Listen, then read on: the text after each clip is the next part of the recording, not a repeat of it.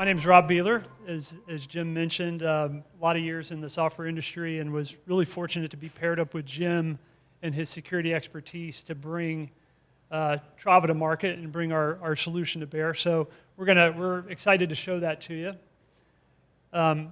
So Jim talked a lot about kind of the what we need to think about from a cybersecurity perspective, and really the first problem most companies face is understanding where they stand. Where are they in terms of their security posture? And if you understand that, then you can really focus your efforts on filling the gaps and knowing where to start. And I do think it's true that many companies kind of freeze up and say, I don't even want to know because I don't know how I can tackle these problems. It's too big. But it's really critical as a first step to understand where's my security posture today. So we're going to talk a little bit about that, about how we try to solve that problem. We've spent a lot of time at Trava building a platform that really helps you automate and simplify measuring your security posture. And we're going to show you that in just a minute. A couple things I would point out that I think are really critical when you're trying to understand your security posture and assessing is risk and threats and vulnerabilities come from many different angles, and so you have to take a really broad view of your posture. You can't look at just one factor and say, okay, I'm good there, so I'm safe. You really have to look across the spectrum of threats to understand where you are, and that's really what we've tried to build into our product.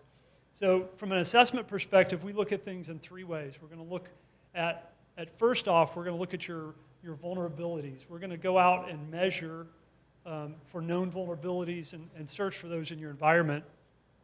And we've got some really industry-leading tools that we use to measure that and to assess your posture from a vulnerability standpoint.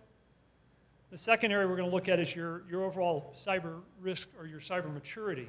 So we use industry security frameworks like NIST and CIS to assess your maturity as a company. And then finally, we're going to look at your social engineering attack footprint through phishing simulation.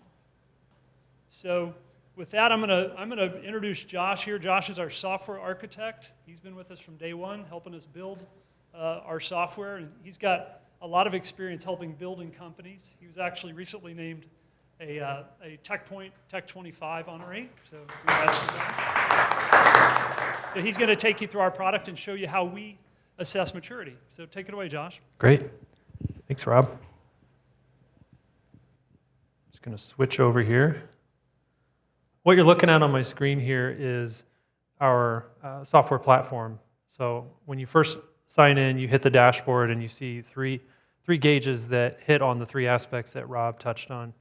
On the left, you have your surveys that measure your controls around your policies. So are you running your business in a way that's safe and secure? In the middle, you have a quick view here, a gauge that shows you your technical vulnerabilities. So at a quick glance, you can see what are the aspects that a hacker could use to exploit your system. And then finally on the right, you have another gauge that shows you really how your staff, how your employees respond to phishing attacks. So I'm going to dive into that a little bit deeper. But at a high level, when you sign in, you get to see kind of a high-level gauge of where your company is at. So to start with, we'll look at technical vulnerabilities. So again, you have a high-level gauge. You can see at a glance where you're at, whether you have work to do or whether things are in good shape. On the right-hand side, you have a trend line. So over time, you can see, are you getting better? Are you getting worse? And then if I scroll down a little bit, you can see results of past vulnerability assessments that we've run. And there are a lot of different options that we can turn on that I'm going to dive in a little bit.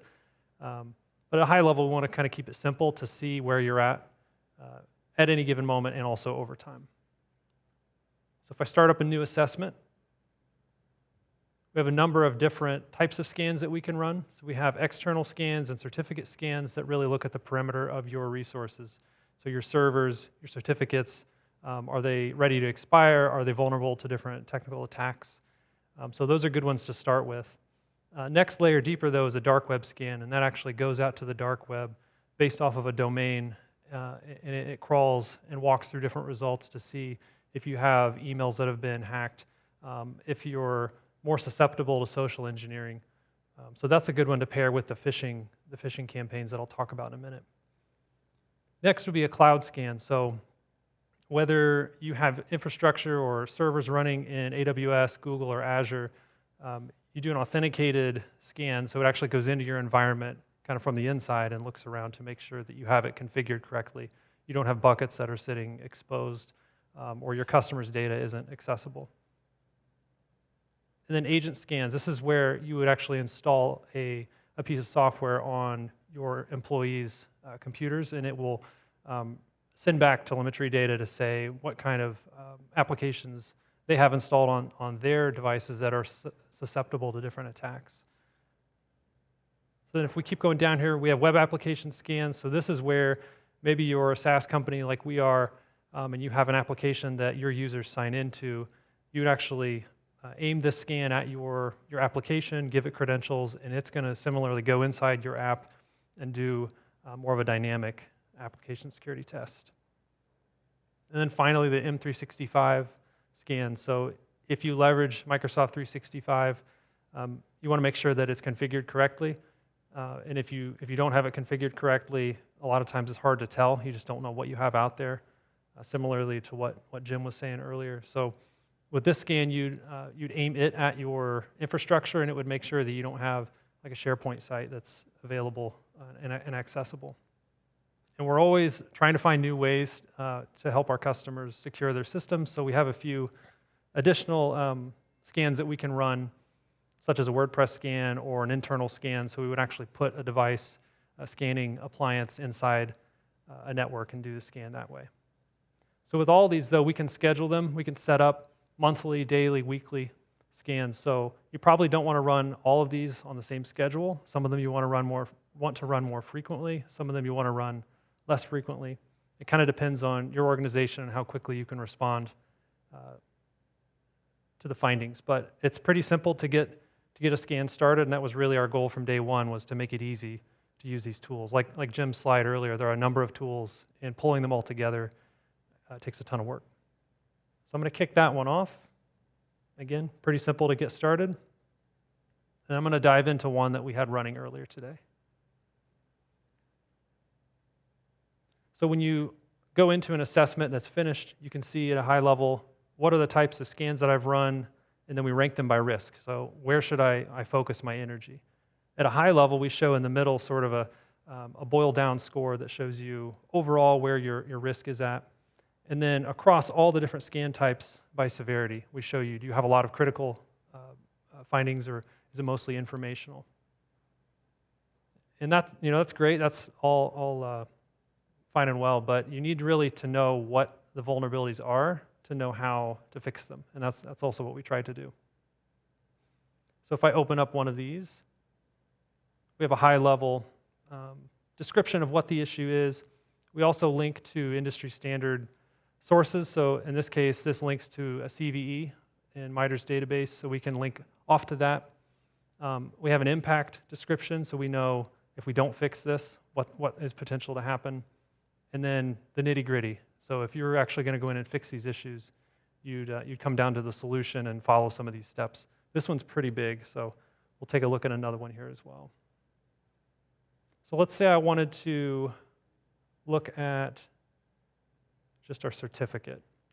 We can filter, sort, search, and we can see that we have a certificate vulnerability and some pretty clear description on what I need to go do to fix this. So with all these, we can generate reports. We can get information out of the system, whether it's a CSV or whether it's kind of a nice PDF that you can share with your executive team. But at a high level, what we wanted to really build with our platform from an assessment standpoint is to make it easy to turn different scans on and off, easy to run, easy to manage. Yeah, so we have built a scoring algorithm. I mean, one of the things that kind of drives our company is we have a lot of security expertise with Jim and his team and others on our security experts. And they really help us derive this algorithm, looking at the number of issues we find across an environment and the severity of those, and then we actually roll those up. We go in and we normalize all that data across all those scans. We get data from a lot of different tools. They don't all necessarily match up. So our first step is to normalize it. Then we classify every issue based on, we have a 15-factor algorithm to say, here's the severity of this issue. And that's based on industry standards as well. Then we take those scores and we roll them up with a weighted average that we developed, both at the scan level and then rolling up across your entire assessment. So, and really, so this is a risk score. So you want a low score that goes from 0 to 5. And you can kind of see we've tried to indicate where you want to be. I mean, you want to be in the low to medium range, and this gauge turns red as you go higher. It'll be green if you're low, and you really want to stay out of the high and critical. And a lot of our customers will go in and use the filtering to say, okay, I want to look at the issues that you've returned that are critical, and then the ones that are high, and they use that to kind of prioritize where they focus their